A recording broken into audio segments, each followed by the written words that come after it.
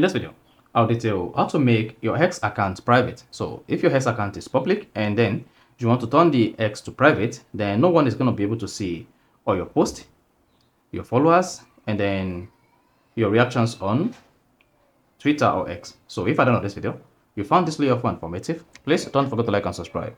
Now to make your X account private, all you just need to do is open the X app, then click on your profile icon at the top left, scroll down, make sure you expand the settings on support, and then click on settings on privacy.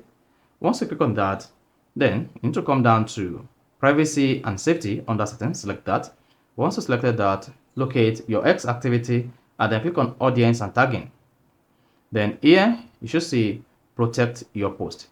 I only show posts to people who follow you. If selected, you will need to approve each new followers. Then go ahead and click on this button to toggle it off. Then choose what that says, are you sure? Communities are public, so protecting your account will hide your previous posts. You won't be able to post in the community until your account is public again. So if you go ahead and click on agree, this is going to make your X account private. Then that's it. You should see photo tagging disabled. Then you can go ahead and turn this on based on preference. So that's how you can easily make your X account private. So if you found this video informative, please don't forget to like and subscribe.